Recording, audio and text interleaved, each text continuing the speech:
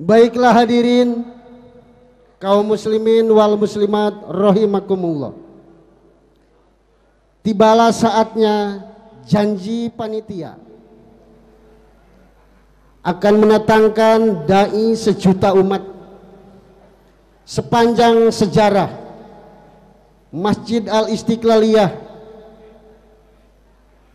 Baru pada malam hari inilah kita akan bermuajahah dengan Al-Mukarram Kiai Haji Zainuddin MZ, Kiai Haji Gu Internasional. Maka dengan segala hormat yang mulia, waktu dan tempat dipersilakan. Pilih salah satu podium, dipersilakan. Yang mana yang lebih enjoy, dipersilakan kepada yang mulia. Oleh-oleh.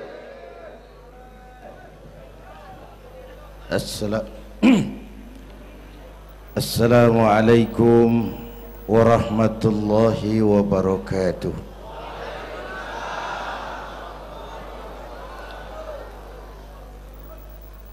Alhamdulillahilladzi asra bi'abdihi laylan minal masjidil haram ilal masjidil aqsa. Wassalatu wassalamu ala sayyidina Muhammadin wa ala alihi wa ashabihi ahli sidqi wa tuqa, amma ba'du. Para ulama, para habaib yang saya muliakan, wabil khusus Fadilatul Mukarram Sahibul Bait Kiai Haji Uji Turtusi, yang terhormat Bapak Wali Kota Tangerang Bapak Haji Wahidin Halim, hadirin hadirat ma'asyiral muslimin yang saya cintai.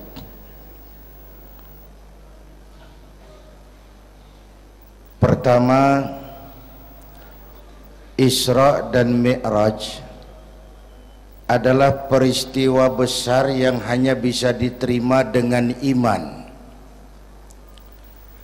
Peristiwa ini bukan tidak masuk otak, otaknya kekecilan untuk memahami peristiwa sebesar Isra dan Mi'raj. Satu perjalanan yang sangat jauh ditempuh dalam waktu yang amat singkat. Menurut otak tidak mungkin, menurut kebiasaan tidak bisa, menurut pengetahuan impossible, menurut iman apa yang tidak bisa kalau Allah yang mau. Itulah sebabnya peristiwa yang dahsyat ini menurunkan perintah solat sebagai sandaran vertikal bahwa kita memang perlu Allah. Kita memang perlu Allah. Itu sebabnya tempo hari lewat TV saya katakan hidup yang paling tenang itu hidup model tukang parkir. Baik, tingali itu. Oh, pakai tingali. Tukang parkir di pasar, coba lihat, biar mobil banyak, mereknya bagus-bagus, nggak pernah sombong. Belum selesai, dengerin dulu, belum selesai. Nanti mobil pergi satu demi satu, habis sama sekali, dia nggak sedih. Mobil banyak nggak sombong, mobil habis nggak sedih. Kunaon? Apa kunaon itu? Lah sok poho deui. Kenapa bisa begitu? Ini nyengir tapi mikir, Pak. Ada muatan ini. Tukang parkir tidak merasa memiliki, tapi merasa dititipi. Siapapun yang merasa memiliki mesti takut kehilangan. Tapi kalau merasa dititipi, jabatan, harta, anak, istri, itu semua sekadar titipan, hiduplah seperti tukang parkir. Pertama, titipan tidak boleh bikin kita jadi sombong. Dititipin kok sombong, nggak pantas dong. Pak Zainuddin titip mobil ya, silakan. Yang punya mobil pergi, saya petatang peteteng. Emangnya mobil kamu? Orang cuma nitip, dititipi kok sombong. Ada orang dititipi jabatan oleh Allah sombong. Ada enggak? Ada enggak?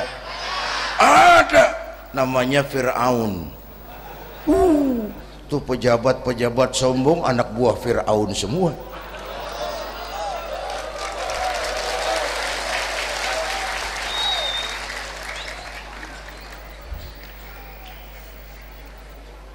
Ada orang dititipi harta oleh Allah jadi orang kaya sombong. Mentang-mentang kaya sama tetangga nggak mau kenal. Mentang-mentang kaya orang lain kecil semua. Mentang-mentang kaya jalan nggak nginjak tanah. Kuntilanak. Dititipin kok sombong, nggak pantas dong. Satu. Yang kedua, titipan harus dijaga baik-baik. Kalau tidak dijaga bisa rusak. Kalau rusak yang nitip marah. Yang nitip marah. Pak, saya mau ngaji, titip sepeda motor, silahkan. Selesai pengajian sepeda motor diambil, kaca spionnya pecah, knalpot hilang, bemper penyok. Marah nggak? Saya kan nitip, kenapa nggak dijaga? Apa bedanya? Allah nitip anak 3 orang di rumah kita, nggak dijaga. Yang satu mabuk, yang satu judi, yang satu ngerampok. Yang nitip marah. Allah nitip harta kepada kita jadi orang kaya supaya bantu pesantren, bangun rumah sakit, bantu yatim, tolong yang lemah, bela yang perlu. Pelitnya 17 setan. Yang nitip marah. Sudah nggak pakai dong. Sekarang yang makro. Allah titip Indonesia. Hai rakyat, ini Indonesia, aku titip, kata Allah. Ini titipan mahal karena ditebus dengan keringat, air mata, darah dan nyawa. Aku titip Indonesia. Ini negara besar, buminya subur, di bawah perut buminya ada gas, minyak, batu bara. Kekayaan negeri ini dikuasai oleh negara, tapi harus digunakan bagi sebesar-besar kemakmuran rakyat. Itu amanat. Disalahgunakan, dikorupsi.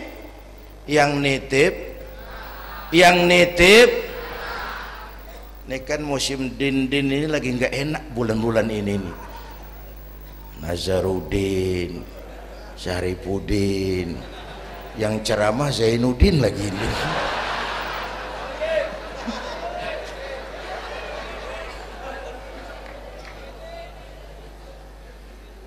Yang nitip marah.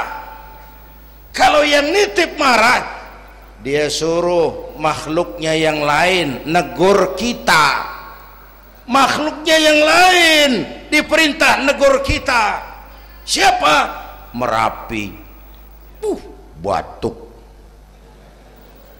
Bromo muntah, Semeru demam, Anak Krakatau menggigil, angin puting beliung, banjir di mana-mana, gempa, longsor, hujan es.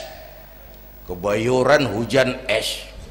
Tetangga saya udah nyiapin sirup, mau hujan es. Innalillahi wa inna ilaihi rajiun. Angin teh makhluk, mang. Air makhluk, gunung makhluk, tidak mungkin makhluk bergerak sendiri. Eta teh Merapi teh demo, mang, demo. Kalau kita rakyat kecil demo, Satpol PP turun. Kalau Merapi demo, siapa yang mau ngademin? Mbah Marijan. Selesai. Mbah Marijan udah kumpul sama Mbah Surip di alam barzah tuh. Udah rapat saya dengar. Kata Mbah Surip, tenang saja Mbah Marijan, tak gendong. Aman sudah.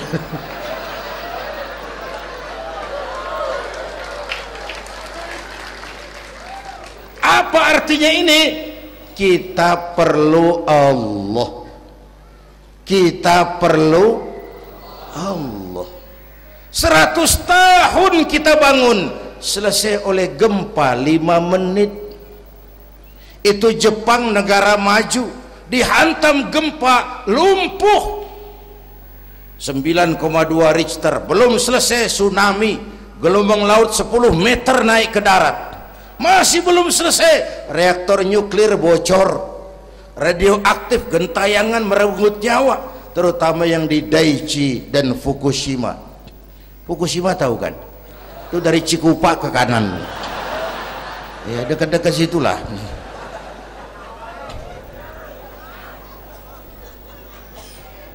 Kita perlu Allah. Paingan, apa paingan? Pantesan lah, pantesan orang yang paling bersih hatinya Rasulullah, orang yang paling baik akhlaknya Rasulullah, orang yang sudah dapat jaminan ampun atas segala dosa Rasulullah. Tapi baginda Rasul kalau sholat malam bengkak kakinya karena rajin sujud. Saya perlu Allah. Dosa sudah diampuni, akhlak paling baik, hati bersih, tapi kalau sholat malam kakinya bengkak karena rajin sujud. Allahumma sholli alaihi. Saya tahu di pasar Kemis juga banyak yang kakinya bengkak.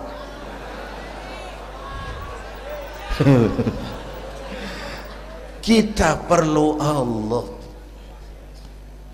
Itulah sebabnya dengan Isra Mi'raj turun perintah sholat agar kita punya senderan.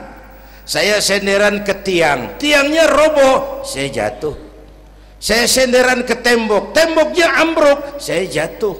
Saya senderan sama orang kaya, dia jatuh miskin, saya selesai.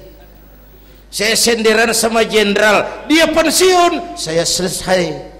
Tapi kalau saya senderan kepada Allah, Allah tidak akan pernah miskin, tidak akan pernah berkurang kekuasaannya, tidak akan pernah lumpuh, dan seterusnya. Karena itu memperingati Isra Mi'raj, ayo dengan semangat memantapkan keimanan. Ini zaman entertain, orang pada pinter bikin bungkusan. Hati-hati sekarang banyak minyak babi cap onta. Sekarang ini kiai sama dukun tipis bedanya. Tuh kalau muncul di TV kadang-kadang kita bingung, kiai apa dukun sih? Pemburu hantu pakai sorban, ntar kiai gue suruh pakai helm. Atribut aja udah kacau sekarang. Ini zaman entertain, orang pandai bikin bungkusan. Maka kembali kepada ajaran agama, kita harus disiplin. Semua konsep agama muaranya disiplin. Syahadat apa? Disiplin akidah. Saya bersaksi tidak Tuhan selain Allah. Kalau begitu, saya tidak akan menyembah kecuali hanya kepada Allah. Saya tidak akan menyekutukannya dengan sesuatu pun. Lalu saya bersaksi Nabi Muhammad utusan Allah. Kemudian Nabi terakhir. Lalu tidak ada Nabi sesudah beliau. Harga mati, titik. Disiplin. Berapa kali kita sudah dibohongi Nabi pandemi palsu? Mulai dari Ahmad Musodik, ya, pelatih badminton jadi Nabi. Innalillahi wa inna ilaihi raji'un. Dapat wahyu di Bogor. Padahal di Bogor biasanya orang dapat talas itu. Dapat wahyu, ditangkap polisi 4 tahun dihukum. Selesai dia rancai kek Bandung, namanya Zayuti, tukang cukur. Ngaku dapat wahyu jadi nabi lagi, dan anehnya ada aja yang ikut. Selesai lalu pindah ke Jakarta, Lia Edan, ngaku Jibril, ditangkap di polisi, dihukum 2 tahun, 3 bulan lalu sudah bebas. Ditangkap, paling hebat polisi kita itu, bukan cuma teroris, Jibril. Di mana di dunia ada polisi nangkap Jibril kalau bukan?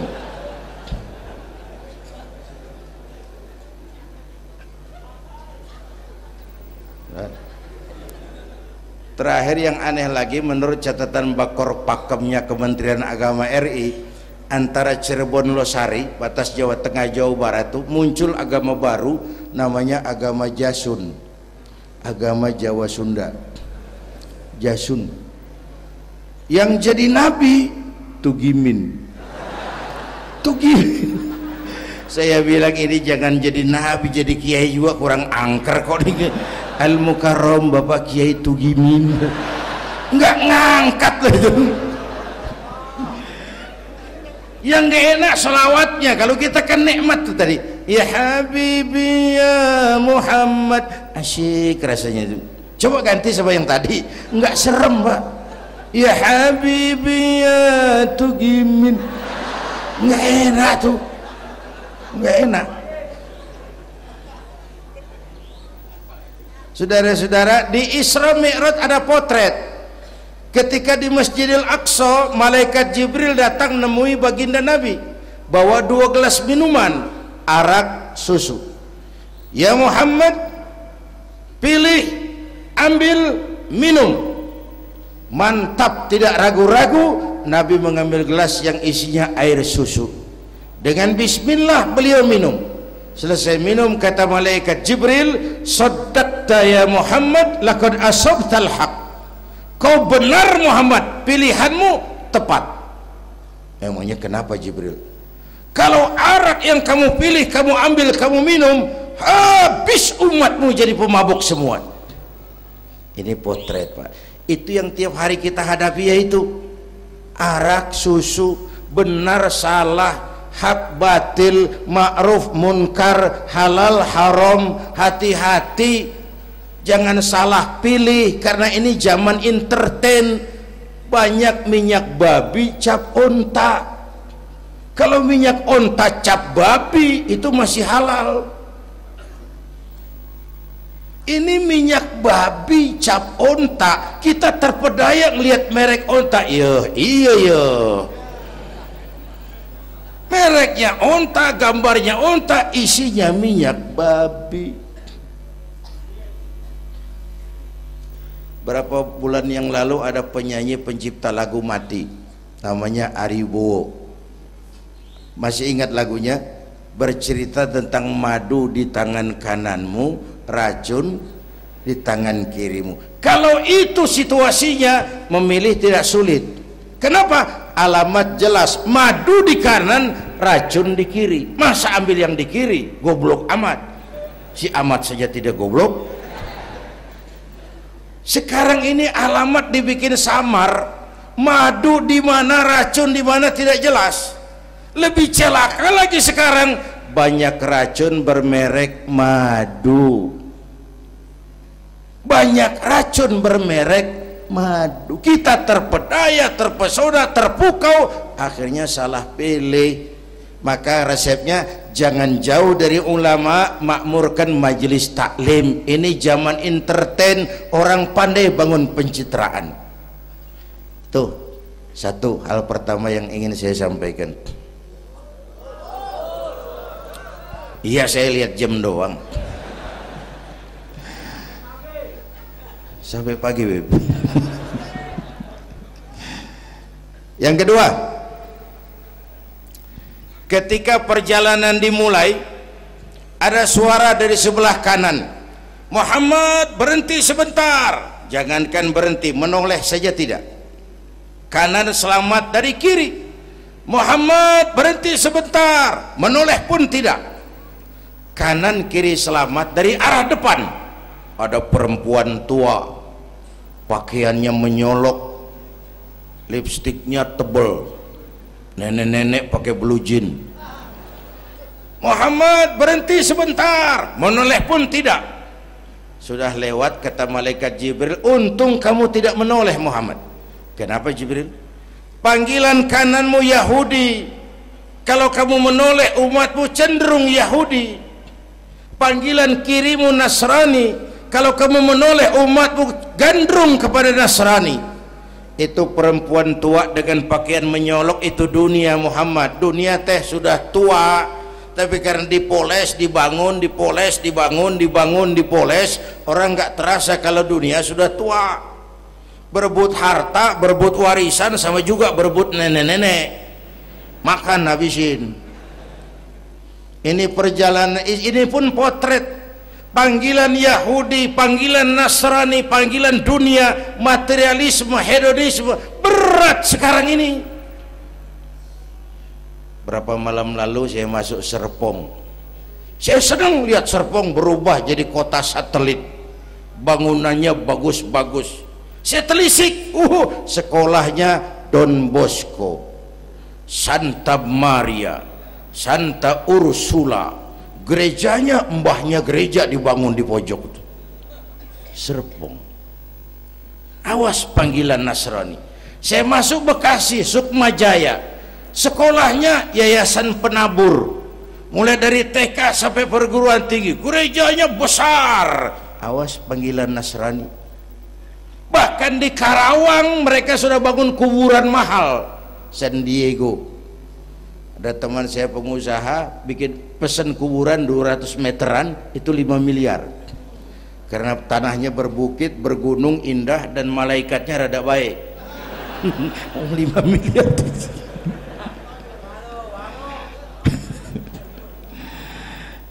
Panggilan Yahudi, siapa mau bantah?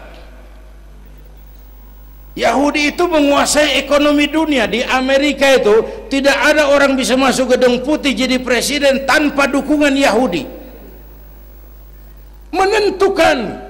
Bahkan roda ekonomi dunia sekarang ini diwarnai oleh Yahudi. Israel itu Amerika kecil, Amerika itu Israel besar. Lalu panggilan Nasrani dengan segala gaya dan dana, dan terakhir panggilan materialisme dunia, panggilan hedonisme, panggilan materialisme. Menghadapi panggilan-panggilan ini, ayo kita umat Islam luruskan saf, rapatkan barisan, jangan jauh dari ulama, makmurkan majelis taklim. Itu yang kedua. Yang ketiga, Haram Aqsa ini perjalanan vertikal katanya. Aqsa Aras ini perjalanan vertikal. Haram Aqsa perjalanan horizontal. Aqsa Aras perjalanan vertikal. Hablum minan nas, hablum minallah. Isra Mi'raj mau ingatkan kita, semua kita perantau di dunia ini. Perantau harus pulang. Orang yang selesai merantau di dunia disebut telah pulang ke rahmatullah. Kenapa pulang? Perantau, nggak boleh netep. Bodoh kalau ada perantau, tahu perantau tapi nggak pernah mikirin pulang. Dan saya mau bilang, orang pulang sebenarnya enak. Ayo contoh beberapa soal etimologis. Waktu SD dulu ada pelajaran yang kita nggak suka, gurunya galak. Pas pelajaran dia pengumuman, Bapak guru tidak masuk sekolah, anak-anak boleh pulang. Seneng nggak?